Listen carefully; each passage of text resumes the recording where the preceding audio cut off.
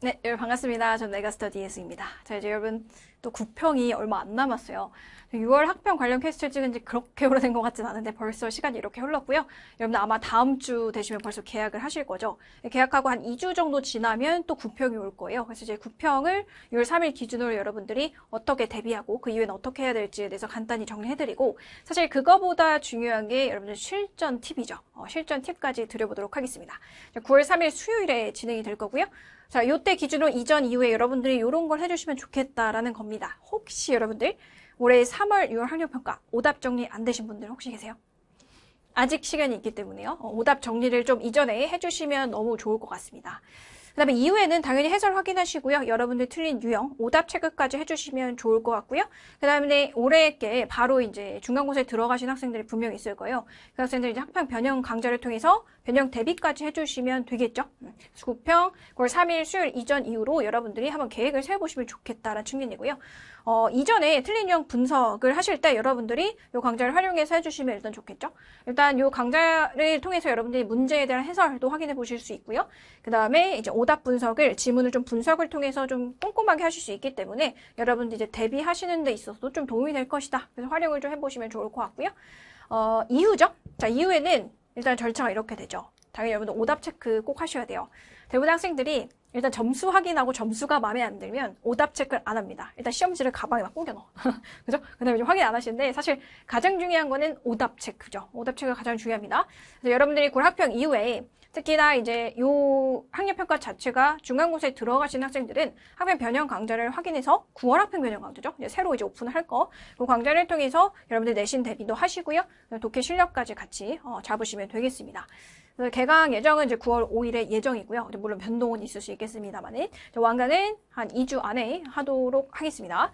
그리고 여러분들 요거는 제가 커리큘럼 영상에서도 말씀을 드렸는데, 이게 처음에는 임시교환으로 파일이 올라가요. 근데 그거는 여러분들이 이제 아마 다운받아서 출력이 되실 거예요. 그죠? 여러분들이 항상 이 부분 이제 출력이 안 돼서 좀 불편하시다라고 이제 말씀을 하시죠. 그래서 오픈 후와 완강 전까지는 임시 교환이 올라가니까요. 그거 그냥 출력하셔서 공부하시면 좋을 것 같고, 그 이후에는 이제 전환이 되기 때문에 그거는 조금 참고해 주셨으면 좋겠다라는 포인트. 사실 요거보다 중요한 건 여러분 뭐죠? 진짜 실전에서 적용할 수 있는 팁이죠.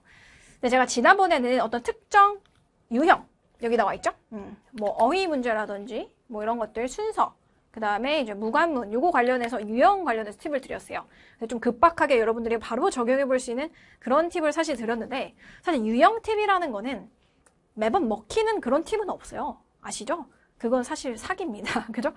어떤 지문이 나올지도 모르고 그게 매번 적용이 될 수 있는 건 아니에요. 근데 그렇게 나왔을 때 적용을 해보면 좋겠다지, 그게 100% 모든 유형에 먹힌다는 건 아니거든요. 그건 사실 사기잖아요. 그죠? 네, 그런 측면에서 이번에 드리진 않고요. 여러분들 이제 독해하실 때 있어서 제가 예전에 말씀드렸는데, 이 지문 전개 구조에 따라서 여러분들이 어디가 핵심인지를 강약 조절해서 읽을 수 있다라고 말씀을 드렸잖아요. 그래서 가장 많이 나오는 빈출 구조가 있어요. 지문의 전개. 그거에 대해서 3가지에 대해서 정리를 한번 해봐 드릴 거예요.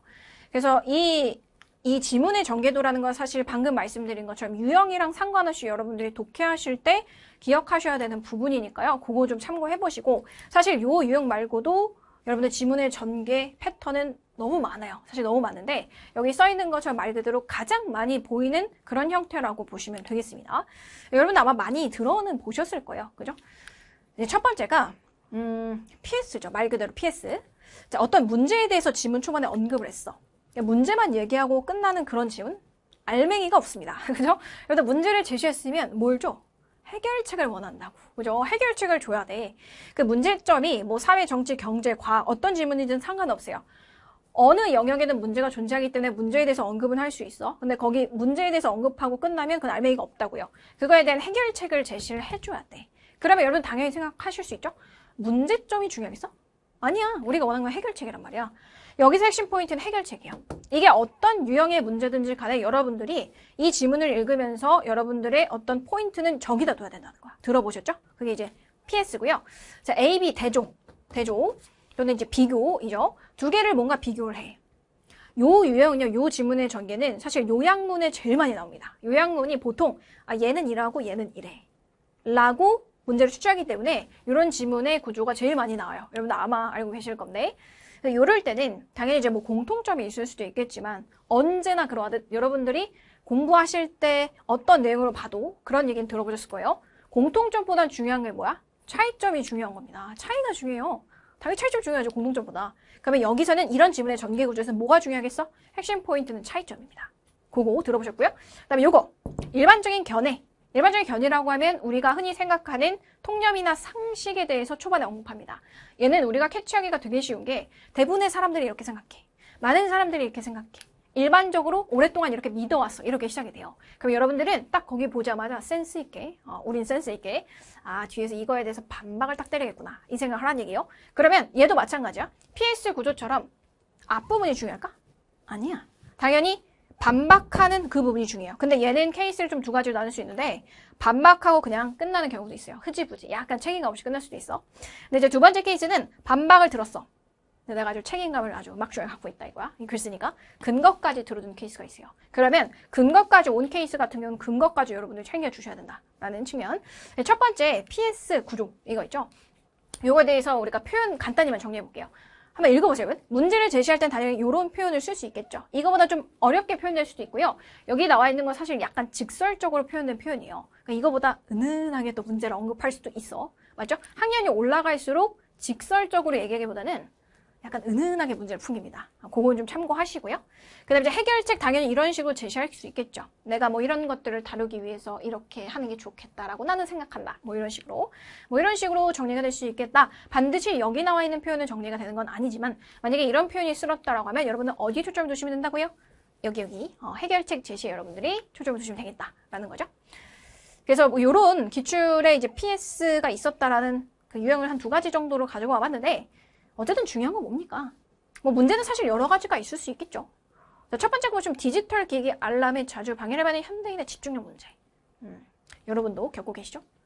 저도 살짝 겪고 있고. 아무튼. 자, 그러면 그거에 대한 해결책이 중요하다. 중요한 건 뭐라는 얘기야? 이 major problem이라고 언급된 부분이 아니라 이거를 해결하기 위해서 또는 to address 상관없고요. 이거를 해결하기 위해서 너는 이래야 돼. 우리는 어디에 초점을 줘야 돼? 여기 이 노란색 부분에 초점을 두셔야 된다는 얘기입니다. 이게 어떤 유형이든지 간에 이 부분에서 문제가 나올 수 있어요. 어떤 느낌인지 아시죠? 이런 것들도 있다. 아래 예문도 예시도 한번 확인해 보실게요. 그래서 여러분 이게 얼마 안 된 기출입니다. 여러분도 아마 눈치를 채신 학생들도 있을 것 같은데 얘가 이제 PS 구조라고 보시면 될 것 같아요. 이게 이제 초반에 이런 얘기를 하죠. 과학이라는 건 사실 뭐다? 그냥 뭔가 지식을 포함하고 있는 거다라는 내용을 하죠. 그러니까 말 그대로 과학이란 그냥 지식 그 자체야. 근데 그 지식 그 자체 이해만으로 우리가 문제를 풀 수 있냐? 그건 아니라 그래요. 이게 사실 P에 해당되는 문제야. 그걸로는 해결이 안 돼. 그럼 어떻게 해야 돼? 지식을 아는 거에서 끝나지 않고 니네는 뭐 해야 된다는 얘기야? 문제라는 것이 이럴 때만 풀린다라고 얘는 사실 대놓고 얘기합니다. 그지? Problems are only solved라고 딱 하잖아. 이렇게 했을 때만 니네가 풀려라는 건 이게 해결책이야. 그래서 여기서 이제 뭐라고 하냐면 그 지식을 네가 실제로 사용을 해야지만 그 문제가 해결된다. 실천을 해야 된다는 얘기입니다. 그래서 해결책이 좋기 때문에 이 부분이 당연히 중요하겠다. 얘는 이제 또 주제 문제였죠. 그래서 여러분들이 여기에 초점을 두셨으면 된다라는 거 기출로 간단히 확인해 보고요. 자, 두 번째 이제 A, B 비교 또는 대조하는 그 친구 한번 보도록 하겠습니다. 자, 또 뭐 예시 한 2개 정도 가져왔는데 뭐 예를 들면 부모 자녀 간의 소통 스타일을 비교할 수도 있죠. 사실 소통 스타일이라는 건 다 비슷하게 느껴질 수도 있겠습니다. 어떤 차이점이 존재할 거고요. 첫 번째 타입은 이렇고 뭐 두 번째 타입은 이렇다 이렇게 얘기할 수도 있어요. 여러분들 다만 생각해 보실 건 뭐냐면 타입에 대해서 한 4개, 3개 정도, 5, 6개를 전개하는 경우는 거의 없다라고 보시면 돼요. 한 지문의 양이 정해져 있잖아. 그러면서 A, B, C, D까지 잘 가진 않아요. 물론 3개 정도 나올 수 있어요. 보통 이제 2가지로 나눠서 전개가 된다라고 보시면 돼요. 그럼 얘네들의 스타일에 핵심 차이점이 있으면 그거에 대해서 여러분들이 초점을 두시면 좋고요. 그 다음에 이제 두 번째, 우리가 이제 뭔가를 해결할 때 문제 중심에 대처를 할 것이냐, 정서 중심에 대처를 할 것이냐, 뭐 그런 내용도 나올 수 있죠. 그래서 이런 것들 보면 문제 중심은 뭐다? 스트레스의 원천 자체를 체인지하는 그런 느낌이고, 그죠? Emotional focused는 뭐다? 감정적 영향 자체를 줄이는 역할을 하더라. 그래서 얘네들의 특징을 여러분들이 정리를 해주시면 문제 중심 대처는 이러하고 정서 중심의 대처는 이러하기 때문에 이런 게 좀 차이가 있겠구나. 이렇게 정리를 하고 여러분들이 문제를 푸시면 되겠다라는 거고요. 자, 이것도 얼마 안 된 기출이고요. 요약문으로 나왔죠. 요약문에서 사실 이 지문의 전개 구조가 제일 많이 나온다라는 그런 측면으로 말씀을 드려보고요. 자, 얘도 이제 선형적 생각, 사고 구조와 그 다음에 비선형적 매너, 방식이 어떤 차이가 있냐. 그래서 완전히 A, B 딱 비교하는 부분이 나옵니다. 그래서 어떤 우리가 창의성을 실현하기 위해서는 선형형 구조가 아니라 비선형형 구조를 네가 써야 돼 라는 그런 지문이었죠. 그러니까 창의성을 기준으로 여러분들이 선형과 비선형을 나눠볼 수 있겠다. 그렇게 둘의 차이가 그런 것이다 라고 여러분들이 포인트를 딱 두셨으면 되겠다라는 겁니다. 그래서 그거 요약문에서 제일 많이 나오더라 생각해 보시면 되고요. 자, 마지막 이 친구 되게 많이 나오죠. 일반적인 견해, 통념을 반박하는 케이스. 이 일반적인 견해를 나타내는 표현들은 여러분들이 좀 정리를 해두시면 좋긴 합니다. 자, 일반적인 견해나 통념 상식을 나타내는 표현들이 이런 것들이 있어요. 그지? 사람들이 흔하게 이렇게 믿더라. 그지? There is a common belief. 굉장히 흔한 믿음이 있더라. 이런 것들을 시작을 하면 아, 흔한 믿음? 대부분의 사람들이 이렇게 믿어? 많은 사람들이 이렇게 믿어? 아, 뒤에서 반박하기가 너무 좋네. 이렇게 예측해 볼 수 있고 여러분들은 반박되는 부분을 딱 캐치를 해야 돼요. 어떤 느낌인지 아시겠죠?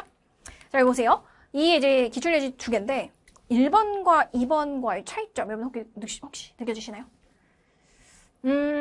자, 보세요. 2번이 오히려 쉬울 수 있어. 왜냐면 2번에서는 이러한 믿음이 있다라고 얘기하면서 초반에 통념을 언급하고 however를 줬어. 그러나 내가 시그널을 주는 거야. 나 반박할 거야 얘들아. 대놓고 줬어요. 근데 얘를 보시면 위에 거는 우리 눈에 봤을 때는 however가 보이지 않지만 많은 사람들은 이렇게 믿지 않아. however는 없어. 그렇지만 삶이라는 건 이러해.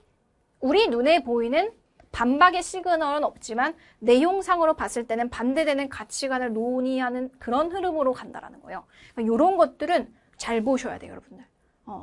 이 일반적인 견해에 대한 반박이다라고 느끼기가 좀 어렵기 때문에 이런 애들은 좀 여러분들이 어려울 수 있겠다. 이렇게 however가 들어주면 감사합니다 라고 생각하시면 돼요. 그럼 그 뒤부터 반박하는 내용을 여러분들이 꽉 잡으시면 되겠다.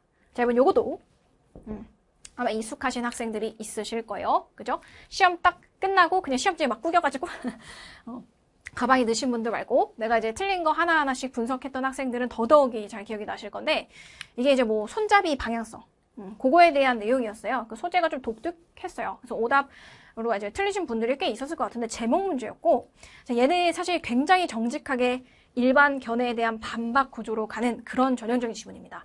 물론 여기 일반적인 견해에 대해서 얘기를 할 때 앞에 나와 있는 표현이 들어가 있진 않지만 여러분들 보시면 아시겠지만 long thought라고 얘기하죠. 오래된 생각이라는 게 뭐야? 과거부터 지금까지 사람들이 오랫동안 이렇게 생각을 해왔다라는 거야. 맞지? 대부분의 사람들이 이렇게 생각을 해왔다. 그치? 이 손잡이의 방향성이라는 게 초딩 때 결정이 되더라.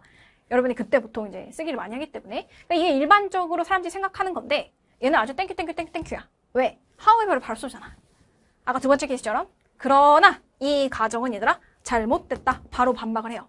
여러분 잘 보세요. 이 반박이 굉장히 중간에 있어. 여기서 지문 끝나면 어떨 것 같아? 무책임해. 지문 자체가 무책임해. 그러면 왜 incorrect한지에 대해서 얘기를 해줘야 돼. 맞죠? 이 지문은 실제로 제가 좀 생략을 했지만 뒤에 주구장창 왜 그런지 설명을 해주고요. 실제로 뒷부분에는 마지막 부분에는 수치를 들어서까지 증명을 해줘요. 수치를 든다라는 건 엄청난 그런 이제 신뢰성을 우리가 느낄 수 있죠. 그렇게까지 근거까지 들어준다고. 됐을까요? 어쨌든 여러분들이 글을 읽으시면서 이 반박하는 이 부분 기준으로 여러분들이 딱 초점을 두시고 문제를 푸셔야겠다라는 겁니다. 이게 어떤 유형이든지 간에요. 글을 읽을 때 강약 조절을 할 수 있어야 된다는 거죠. 중요한 부분 여러분들이 딱 놓지 않게 잡을 수 있게끔 전개 구조를 여러분들이 좀 정리해 보시면 좋겠다. 아직 여러분 시간이 좀 있기 때문에요. 어떤 한 모의고사 기출을 정하셔도 되고 그냥 문제집을 정하셔도 상관은 없고요. 지문을 하나씩 보면서 이게 어떤 유형인지를 한번 분리를 해서 어떤 전개 구조를 갖고 있는지 한번 여러분들이 정리해 보시면 너무 좋을 것 같아요. 굉장히 많이 도움이 될 거고요. 학평이 끝난 이후에도 그렇게 공부를 하시면 좋을 것 같습니다. 독해는 특히 그렇게 한번 정리해 보실게요. 여러분들 잘 볼 거잖아요. 그죠? 여러분들 항상 이제 말로는 뭐 이래서 걱정이 됩니다 라고 하시지만 가만 보면 또 본인들의 그 영역 안에서 굉장히 잘 해냅니다. 그래서 걱정은 많이 안 하고요. 여러분들답게 저는 그 누구도 믿으라고는 얘기는 안 하겠습니다. 여러분 자신만 믿으시고요. 잘 보고 오세요, 여러분들. 그러면 저희는 또 다른 캐스트에서 뵙겠죠? 안녕!